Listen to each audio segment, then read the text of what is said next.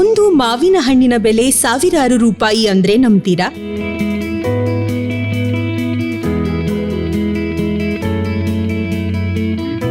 ವಿಶ್ವದ ಅತ್ಯಂತ ದುಬಾರಿ ಮಿಯಾಝಕಿ ಮಾವನ್ನು ಮಂಗಳೂರಿನ ವ್ಯಕ್ತಿಯೊಬ್ಬರು ತಮ್ಮ ಮನೆಯ ಟೆರೇಸ್ ಮೇಲೆಯೇ ಬೆಳೆಸಿದ್ದಾರೆ. ಹೌದು, ಇದು ಮಂಗಳೂರಿನ ಮಾಲ್ನಮಿಕಟ್ಟೆಯ ಬ್ಲಾನಿ ಡಿಸೂಜಾ ಅವರ ಕೃಷಿ ಪವಾಡ.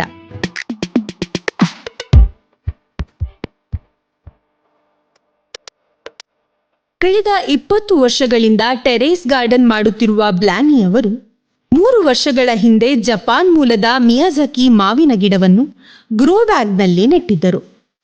ದಿನಕ್ಕೆ 2 ಬಾರಿ ನೀರುಣಿಸಿ ಗಿಡದೊಂದಿಗೆ ಪ್ರೀತಿಯಿಂದ ಮಾತನಾಡುತ್ತಾ ಆರೈಕೆ ಮಾಡಿದ ಫಲವಾಗಿ ಈ ಬಾರಿ 6 ಸವಿಯಾದ ಹಣ್ಣುಗಳು ಫಸಲು ನೀಡಿದೆ. ಮಿಯಾಝಕಿ ನಾನು ನನ್ನ ಫ್ರೆಂಡ್ ಥ್ರೂ ತಂದೆ. ನಾನು ಒಂದು 3.5 ವರ್ಷ ಆಯಿತು. ಹೋದ ವರ್ಷ ಹೂ ಬಂದಿತ್ತು, ಸ್ವಲ್ಪ ಕಾಯಲ್ಲಿ ಹಿಡಿದಿತ್ತು, ಮತ್ತು ಮಳೆ ಬಂದೆಲ್ಲ ಹೋಯ್ತದು.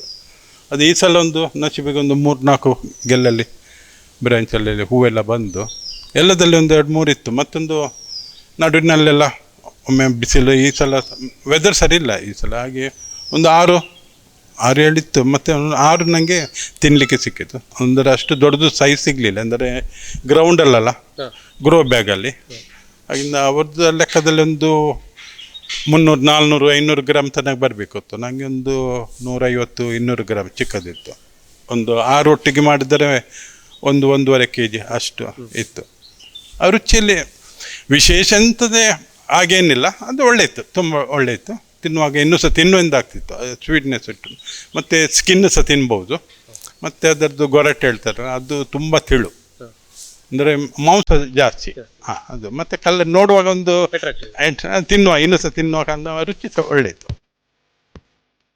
ಬ್ಲಾನಿಯವರ 30 ಸೆಂಟ್ಸ್ ಜಾಗ ಮತ್ತು ಟೆರೇಸ್ ಮೇಲೆ ಕೇವಲ ಮಿಯಾಝಕಿ ಮಾತ್ರವಲ್ಲ, ಆಲ್ಫೋನ್ಸೋ, ನೀಲಂ, ಪಾಕಿಸ್ತಾನಿ ಮಾವು ಸೇರಿದಂತೆ 50ಕ್ಕೂ ಹೆಚ್ಚು ತಳಿಗಳಿವೆ. ಅಷ್ಟೇ ಯಾಕೆ, ವಿದೇಶಿ ಹಣ್ಣುಗಳಾದ ರಂಬೂಟನ್, ಡ್ರ್ಯಾಗನ್ ಫ್ರೂಟ್ ಮತ್ತು ಗಮ್ಲೆಸ್ ಹಲಸು ಕೂಡ ಇಲ್ಲಿ ಸಮೃದ್ಧವಾಗಿ ಬೆಳೆಯುತ್ತಿವೆ.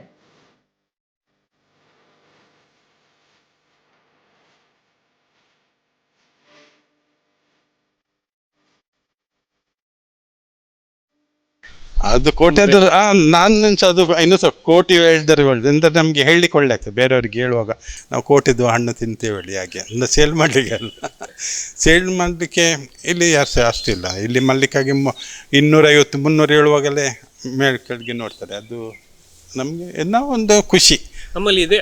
ಇದೆ ಹೇಳಿ, ಮತ್ತು ನಮಗೆ ನಾವು ಅಂತ ತಿಂತೇವೆ ಹೇಳಿ ಅಂದ್ರೆ ಗೊತ್ತಷ್ಟೇ, ಬೇರೆ ಏನಿಲ್ಲ.